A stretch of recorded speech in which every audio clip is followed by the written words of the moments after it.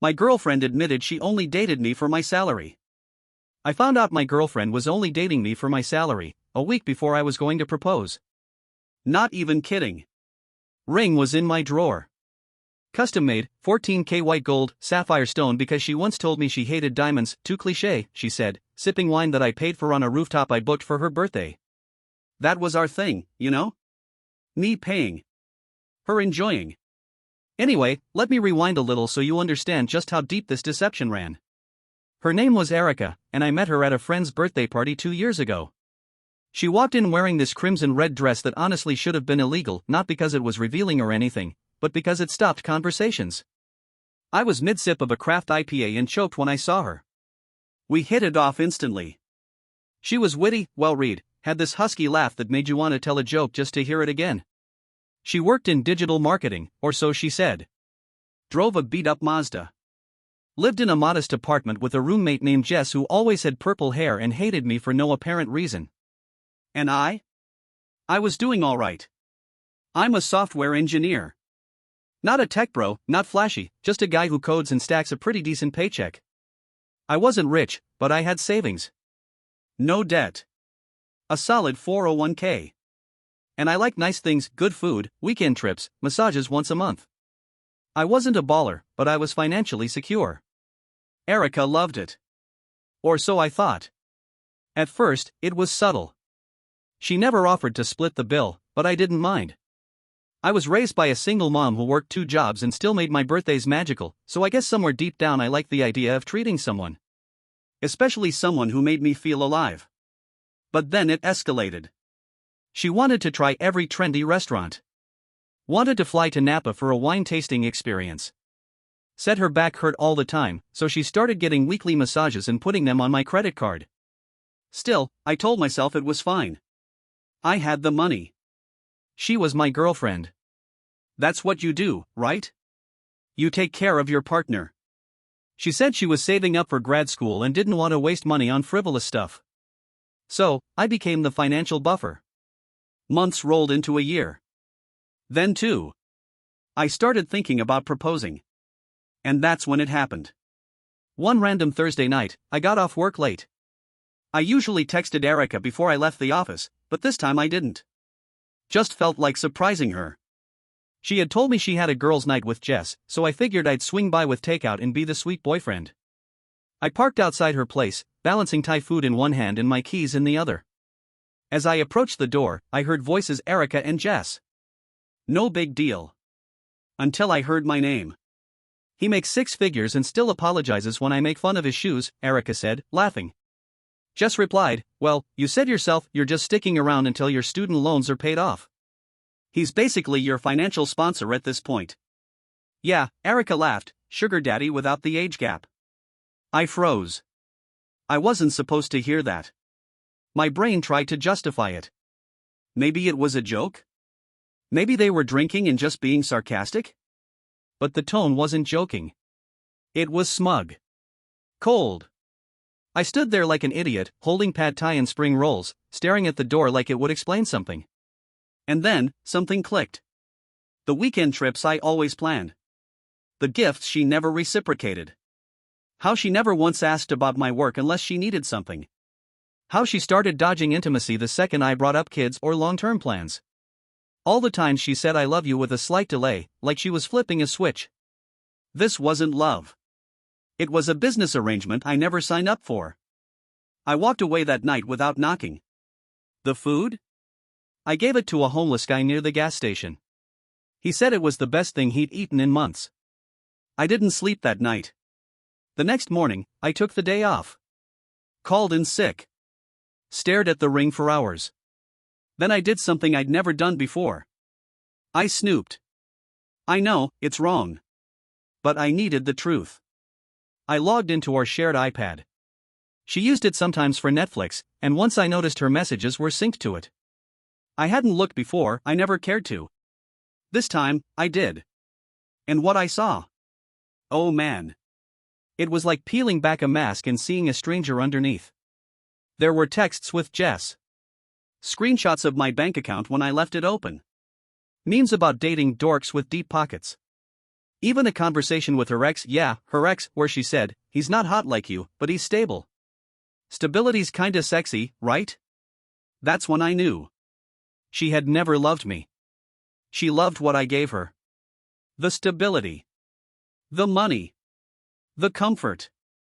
And I had been nothing more than a damn subscription service she planned to cancel the moment she got what she wanted. But this story doesn't end with me crying into a pint of Ben & Jerry's. Oh no. If she thought she could scam me and walk away clean, she was about to find out just how unstable I could get. I didn't confront her that night. Or the next. I played it cool, Oscar-worthy, really. Smiled when she called. Even sent her a little "hope your back's doing better" text, just to keep the illusion alive. Because if there's one thing I learned growing up with a manipulative father, it's this. You never show your cards too early. You let them think they've won. Let them think they're in control. And when the moment comes, you pull the damn rug out from under them so fast they think it's an earthquake. So I waited. That weekend, we had brunch plans. I let her pick the place. She chose this bougie little cafe downtown where the avocado toast costs $18 and the waitstaff all look like they modeled for Urban Outfitters. Classic Erica. She showed up in a flowy sundress, kissed me on the cheek, and said, "Thanks for picking up the tab again, babe." Oh, I smiled. Of course. We sipped mimosas. She talked about a new skincare line she wanted to try. I asked her questions about her day. She mentioned she was looking at grad schools in California. "Maybe you could move with me?" And I nodded like an idiot. Inside, I was calculating. Strategizing. I needed to hit her where it hurt: her pride, her plans, and her pockets. The first thing I did was cancel her bonus card. I had added her to my credit card account a year ago. She used it for emergencies, aka weekly Sephora trips and DoorDash orders. I logged in that night, took her off, and closed the account. Cold and clean. Then I waited for the fallout. Took exactly 36 hours. She called me mid-afternoon on a Tuesday while I was in a meeting. "Hey," she said, not even trying to hide her irritation, "my card's not working. Did you forget to pay the bill?" I put her on speaker and muted myself so I could let my coworkers hear this crap. "Oh," I said, "that card? Yeah, I closed that account. Fraud risk." Silence. "Wait, what? What do you mean fraud risk?" "Yeah, someone was using it to order $300 worth of skincare and Postmates. Can you believe that?" She laughed nervously. "Babe, that was me." "Exactly." Click. She texted me 10 minutes later, "You're acting really weird lately. Is something wrong?" Wrong? No. Everything was finally starting to go right. That weekend, I had to work. Told her I couldn't make our usual dinner date. She said, "Well, that sucks. I was hoping you'd come over. Jess is out of town. We could have some alone time." Alone time. Cute. Now that the sugar train had stopped, she wanted to reel me back in with sex. Classic manipulator move. But I had other plans. I used that time to go full-on investigator mode. I reached out to a few mutual friends. Subtly asked if anyone knew more about her job, her past, even her roommate Jess. One of her ex-co-workers, we'll call her Michelle, spilled everything over drinks. Turns out Erica wasn't in marketing. She had been, like, a year ago. Then she got laid off. But she kept the lie going, never told anyone. Just kept working from home while secretly living off of me. Her parents didn't know. Her friends didn't know. Even Jess had only recently figured it out. "She's been broke for months," Michelle said. "You didn't know?" "Oh, but now I did." The next day, I went to her place while she was at work, aka probably watching Netflix. Jess let me in, side-eyed me like always, but I said, "I'm just grabbing my charger." I took my charger. And the ring. And the new Apple Watch I bought her. And the Louis Vuitton purse she once called an investment piece. Petty? Maybe. Satisfying? Hell yes. Then I left a little note on her nightstand. "You were right. Stability is sexy. You just won't be getting it from me. Good luck with grad school, maybe FAFSA will fund your skincare addiction. Oh, and don't bother calling. I blocked your number 10 minutes ago. Not your sponsor anymore. Money with wings. She called me from a burner number that night. Left a voicemail. Are you serious right now? You're blowing everything up over some stupid joke? A joke? I played it back 3 times just to confirm she said that. Yeah, no. I was done. I started ghosting. Cold turkey. Removed all traces of her from my life like she was malware. My therapist, shout out Dr. Wallace, told me to write a closure letter to her and then burn it. Instead, I sent that closure letter to her mother. Petty X 1000, I know. But I wanted her mom to know exactly what kind of daughter she raised. Spoiler alert, Erica's mom was horrified. Said she'd been suspicious for months. Said she always wondered why Erica never had a steady job. Then she asked for the ring back. I said, it's being pawned as we speak. And it was. $3,500 back in my pocket. Used it to book a 2-week solo trip to Costa Rica. Learned to surf. Ate ceviche every damn day. Laughed at every Instagram post she made, pretending her life was fine when I knew she was crashing hard. And the best part? She tried to date one of my coworkers 2 months later. The coworker, Jason, shot me a text, "Yo, is this your ex Erica?" She slid into my DMs. I told him everything. Jason blocked her. Erica spiraled. Jess moved out. She eventually had to move back in with her parents. Got a part-time job at a local coffee shop. No more glam life.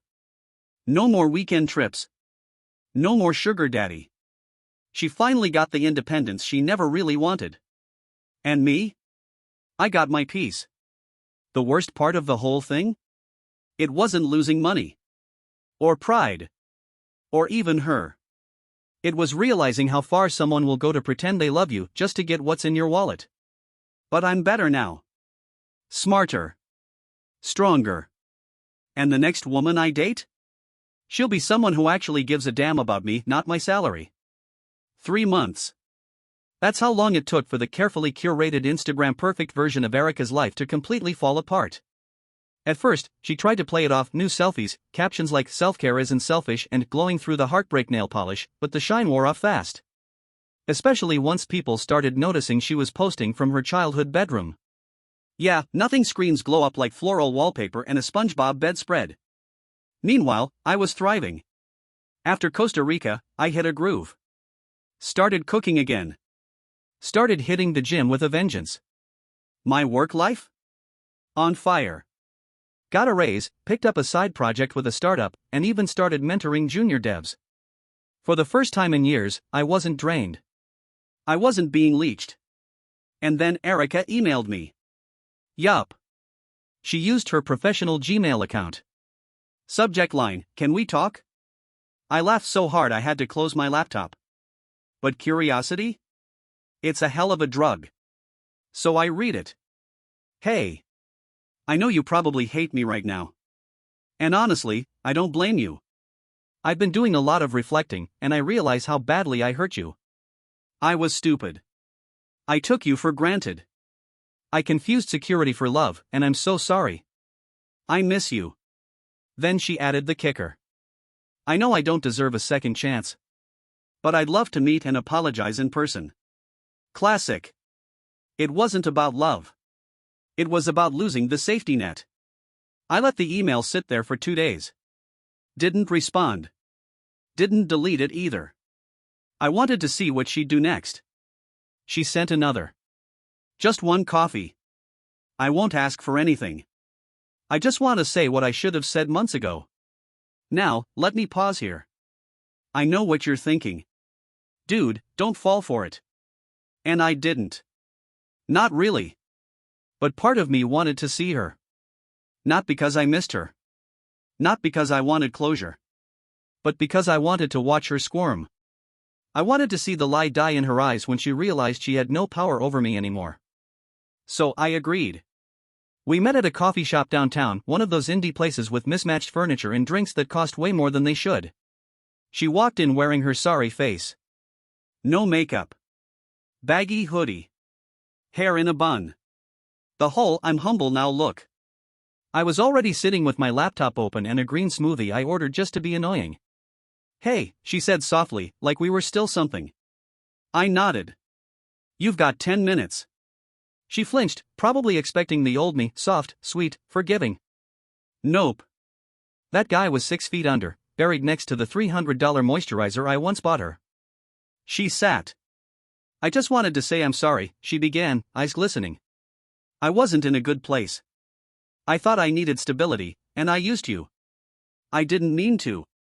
"Spare me," I cut in. "I read your texts, remember?" She swallowed hard. "You said I was a walking ATM with a decent face. You screenshotted my paycheck. You bragged about never having to pay rent again.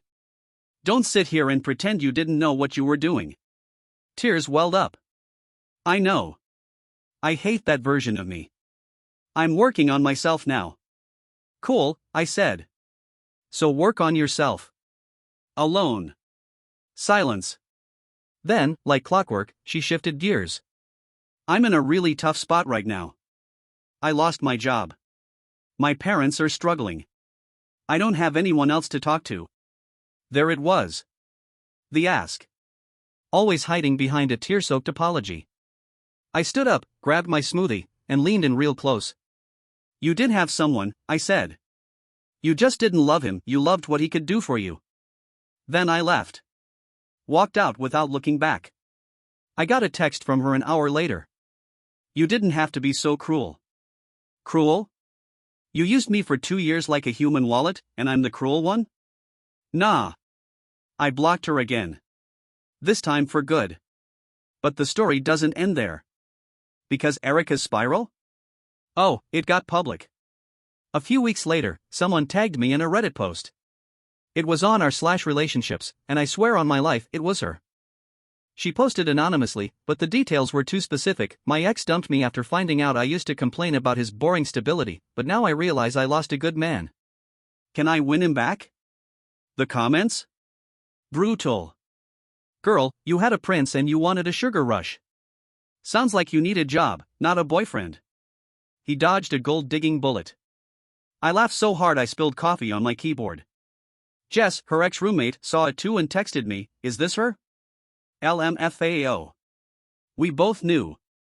And here's the icing on the cake. 2 months after that post, Erica tried starting an Etsy shop. Custom candles or something. Posted about it nonstop on social. First week? 5 sales. I bought one. Left a review under a fake name. Smells like regret and desperation. 2 stars for effort. Petty? Yeah. Worth it? Absolutely. So there I was, single, successful, thriving, and admittedly a little smug. I'd moved on from Erica. Had even started casually dating again. Nothing serious, just enough to remind myself what real, reciprocal connection was supposed to feel like. I was good. And that's when I got the email. No, not from Erica this time. From Jess. Yeah. Her old roommate. The one who used to glare at me like I was tracking dirt into the apartment just by breathing. Subject line, "We should talk." My stomach did a little somersault. For a second, I thought maybe she was reaching out on Erica's behalf. Maybe Erica had manipulated her, too. But when I opened it, hoo boy. Hey. I don't really know how to start this. I wasn't sure if I should say anything, but I can't keep this to myself anymore. Erica lied about a lot more than just using you for money. There's something you need to know, something she never told you. I stared at the screen. What the hell? She left her number and said she'd explain in person. Now listen, part of me wanted to ignore it. Leave the past in the past. But curiosity? That damage came crawling back. So I called her. She picked up on the second ring. "Hey," she said, voice low. "Thanks for calling." I got straight to the point. "What is it you think I need to know?" Jess took a deep breath. Then dropped the bomb. Erica was pregnant. Silence. My brain shut down. For a few seconds, all I heard was static. "What?" I asked, my voice flat. "She got pregnant about 6 months before you broke up. She told me she wasn't sure what to do. Said she didn't want to ruin things with you by telling you that you might leave if you found out. So she handled it. I was speechless. She never told me, Jess added, her voice tinged with guilt. Swore me to secrecy. But when everything fell apart and I moved out, I kept thinking you deserved to know. I sat down slowly, heart racing. She had an abortion? I asked, my voice barely audible. Yeah, Jess said quietly. She said she wasn't ready. But that you were her safety net and she didn't want to scare you off. That hit harder than anything else in this whole damn saga. Not because I was against what she chose to do. That was her decision, her body. But because she didn't even tell me. She made a choice, a huge one that affected both of us, and I had no say, no knowledge, no nothing. And worse? She kept using me even afterward. I hung up, sat on my couch for an hour, just staring into space. Not sad.